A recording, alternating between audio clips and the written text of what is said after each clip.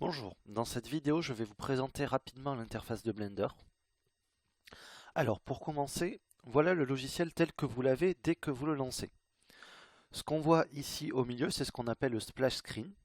Ce splash screen il comporte quelques informations. Déjà le numéro de version de Blender, ici 2.73, la date de sortie de cette version de Blender, une illustration qui change à chaque version de Blender, donc c'est assez sympathique de voir les travaux faits par les autres utilisateurs.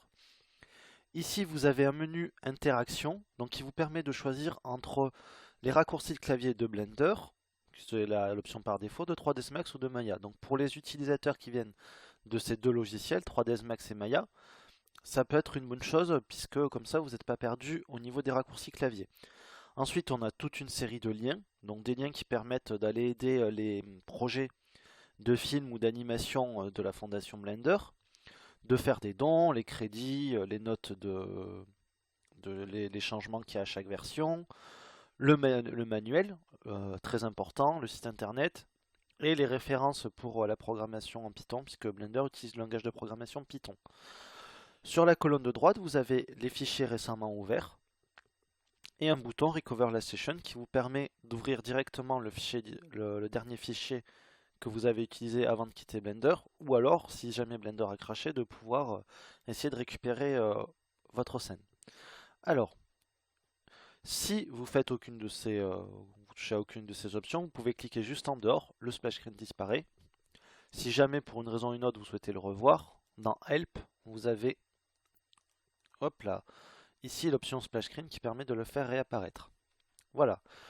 Donc maintenant on se retrouve devant cette interface qui est de prime abord pas très engageante, tellement il y a deux choses, mais on va voir un peu comment tout ça fonctionne. Alors là, ce que vous avez là, c'est la fenêtre par défaut. Donc où on voit la vue 3D, où on voit les options, où on voit la hiérarchie de la scène. C'est celle qu'on utilise pour modéliser, voilà, donc c'est pour ça que c'est ça qui est affiché. Maintenant, vous avez d'autres euh, dispositions prédéfinies, on va dire. Donc je vous dis Full View, où on voit juste la scène en 3D, une fenêtre pour l'animation, une fenêtre pour le compositing, une fenêtre pour faire du jeu, une fenêtre pour faire du motion tracking, une fenêtre pour coder, une fenêtre pour éditer les UV, donc on verra ce que c'est plus tard, et une fenêtre pour faire du montage vidéo. Et ensuite la disposition par défaut. Alors ça, ce sont des trucs prédéfinis, mais la force de Blender, c'est que son interface est totalement customisable. En fait, on peut en faire ce qu'on veut. On peut disposer tout comme on veut. Alors déjà, on va voir qu'il y a, je crois que j'ai compté 17 types de fenêtres différents. Alors je ne vais pas vous les faire tous une par une, mais juste sachez que sur chaque fenêtre, en fait, Blender est divisé en différentes fenêtres, différentes sous-sections.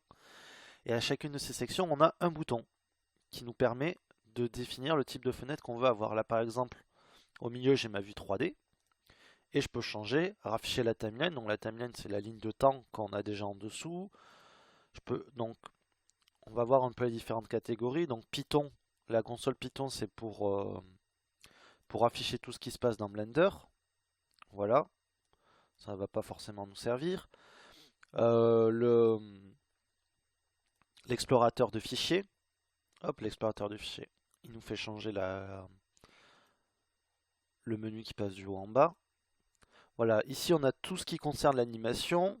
Là on a tout ce qui concerne l'édition d'images, que ce soit pendant la production ou en post-production. Donc je ne m'attarde pas dessus, sinon ça va être très très long. Mais voilà, sachez que vous pouvez avoir accès à ces différentes fenêtres ici. Voilà, je vais remettre ma vue 3D. Hop là, c'est tout en haut. Ensuite, vous pouvez, comme je vous l'ai dit, customiser votre interface comme vous voulez. En bas à gauche et en haut à droite de chaque fenêtre, vous avez ces petits triangles, ces espèces de poignées. Quand vous allez dessus, il y a un petit plus qui apparaît. Ce plus vous permet de diviser la fenêtre, vous voyez. Ensuite, quand je vais entre deux fenêtres, vous avez ces flèches qui nous permettent d'agrandir ou de rétrécir. Voilà, que ce soit en haut ou en bas. Donc on peut diviser autant qu'on veut la fenêtre. Alors attention, parce qu'on peut vite se retrouver avec un sacré bazar. Voilà, mais vous pouvez choisir par contre comment vous organisez votre travail. Donc ça se fera à l'usage, hein. Vous verrez que vous choisirez vous-même comment vous voulez disposer la fenêtre pour améliorer votre travail et votre confort de travail. Alors là, vous voyez, ce que je viens de faire, c'est que j'ai fusionné les fenêtres. Alors pour fusionner, c'est pareil que pour les diviser.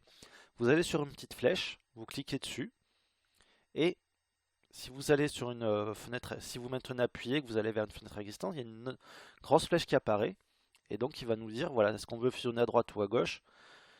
Si je fusionne vers la gauche, là j'aurai ma vue 3D, là si je fusionne vers la droite, j'aurai cet autre menu dont j'ai oublié le nom. Voilà, le Dopsheet Editor. Alors j'en mets ma vue 3D.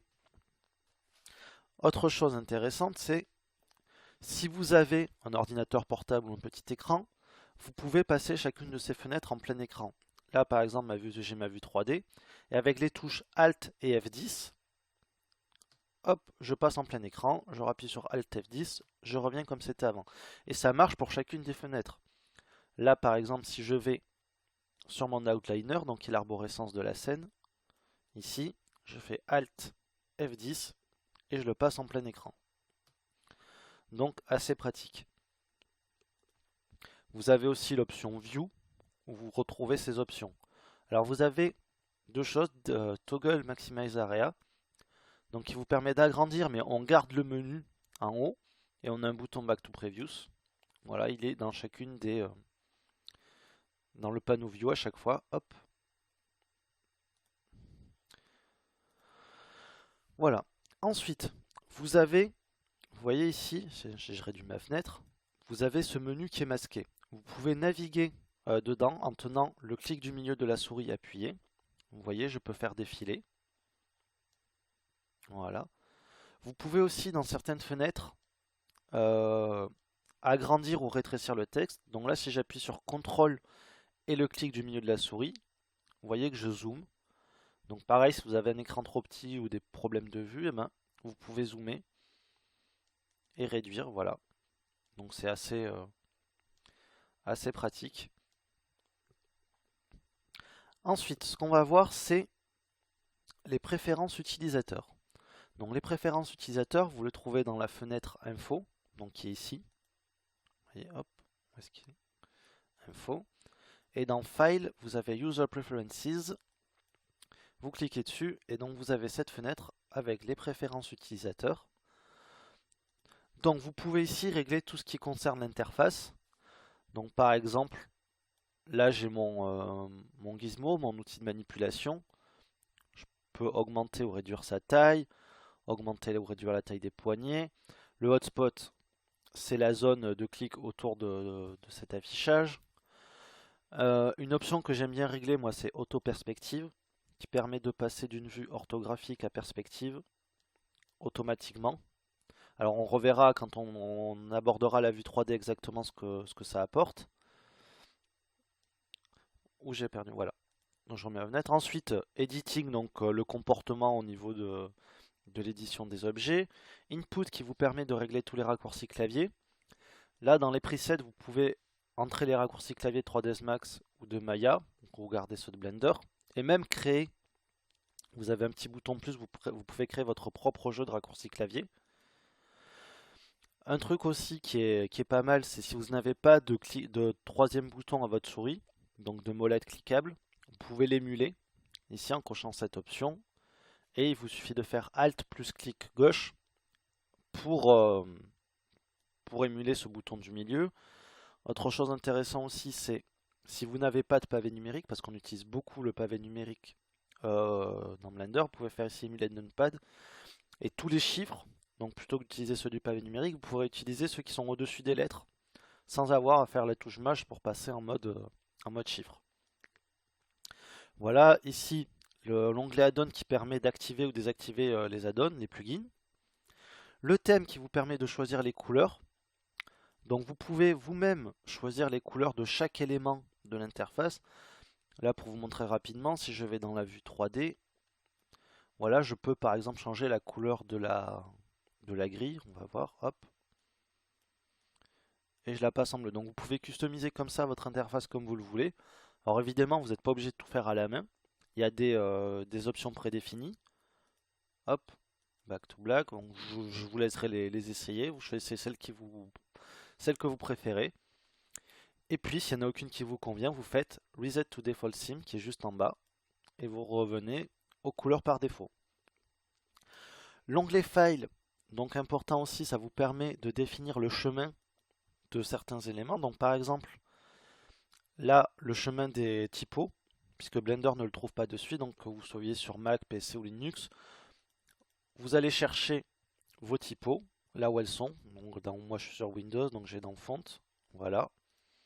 Et comme ça, quand vous utiliserez l'outil texte, vous n'aurez pas à aller chercher à la main vos typos, il trouvera directement le dossier. Pareil, si quand vous organisez un projet, vous avez toujours un dossier nommé texture ou texte, TUX, dans lequel vous mettez des textures. Donc là, vous pouvez définir le nom de ce dossier, pareil pour les rendus, et ainsi de suite. Voilà. Et ensuite, vous avez l'onglet Système qui vous permet de définir plusieurs options d'affichage, notamment, par exemple, si vous trouvez qu'il y a trop d'aliasing, vous pouvez augmenter des filtres ici pour qu'il y ait moins d'aliasing et ainsi de suite. Voilà, vous pouvez choisir aussi la méthode de calcul entre le processeur de l'ordinateur ou la carte graphique. Donc on verra pourquoi aussi quand on abordera les rendus.